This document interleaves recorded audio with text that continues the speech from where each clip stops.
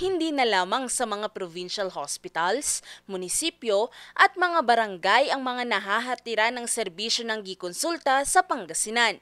Binitbit na rin kasi ito sa mga pampublikong paaralan. Nitong November 19, 5 paaralan sa bayan ng Mapandan ang binisita ng naturang programa sa pamumuno ni Governor Ramon V. Gico III.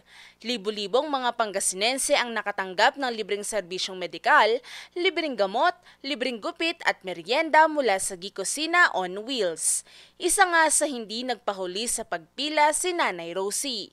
Mayroon siyang alta presyon at mataas din ang kolesterol level. Madalang kasi walang pera, pamasahe, ganun. Ay, malaking tulong ito para sa amin na walang magastos, walang pamasahe papunta sa hospital para magpa-check up. Maraming salamat po sa Gikonsulta sa binigay nyo para sa amin.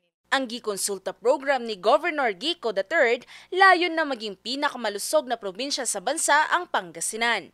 Itong programang ito ang gusto kong ibaba at magawa sa buong lalawigan. Ano po ito? Konsulta ng PhilHealth, libre check-up na po kayo taon-taon.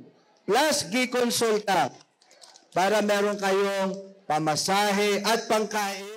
Naging katuwang ng pamahalaang panlalawigan sina First Spouses League of Pangasinan Chairperson Maan Tuazon Gico, Vice Governor Mark Ronald Lambino, Board Member Sheila Baniked at VC Ventanilla, Mayor Carl Christian Vega at mga barangay officials ng Mapandan.